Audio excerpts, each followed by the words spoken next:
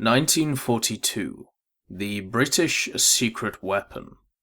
Anthrax by Air. The British overreached themselves when they decided to deploy this biological weapon against the Germans. Not because it wouldn't work, but because it would work too well. Grunard, a lovely island, lies off Scotland's western coast, as beautiful a spot as any in the Hebrides. Till recently, though, it had a fearful reputation as the Typhoid Mary of the Isles. For it was here that, in 1942, the British government began its experimental anthrax program.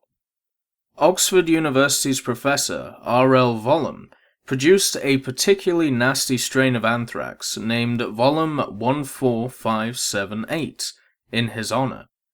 Sheep were exposed to spores, scattered from small explosive devices. They were filmed while, over the next few days, they died. On the one hand, emboldened by this success, the Allies prepared a project named, with macabre irony, Operation Vegetarian. Anthrax spores would be packed into 5 million linseed cakes for dropping by bombers over Germany's pastureland. Cattle would eat them, before being slaughtered for consumption by civilians. Soon the country would have a mass outbreak on its hands.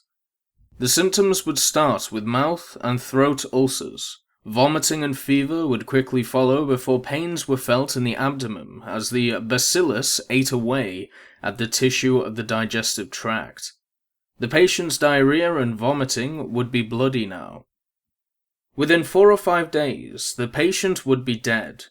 In the meantime, Germany's surviving cattle herd would largely have succumbed to the disease, producing a food crisis for those who'd escaped the anthrax.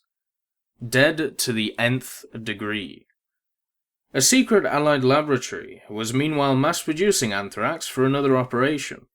This large-scale attack would cut out the cattle stage. Spores were to be dispersed by bombs directly over German cities.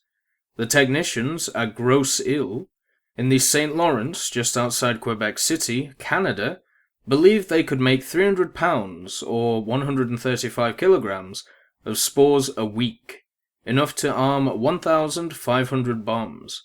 It was hoped eventually to have 5 million bombs in total. Studies of the bombing density needed to saturate specific centers in spores were made, and so excited were Allied planners, apparently, that these continued for some time after the war's end. Overkill. The Gros-Isle Centre was closed after a series of accidents, but not before its technicians had manufactured 70 billion doses of anthrax, enough to kill the whole world 30 times over. But then, that was the problem. How was anthrax possibly to be contained? And it wasn't just the range of its toxicity or the ease of its manufacture. Anthrax spores are astoundingly persistent.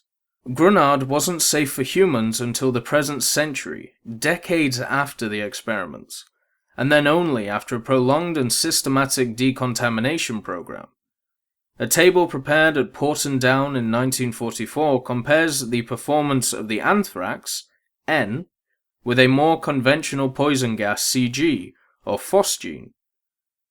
The case for anthrax is made with gruesomely compelling logic. One category is telling, however. For availability of terrain for occupation after use, the official's comment for anthrax is quite simply none. It was all very well destroying the German people's capacity to resist. What, however, would be achieved by ensuring that their country would be, to all intents and purposes, uninhabitable for generations after.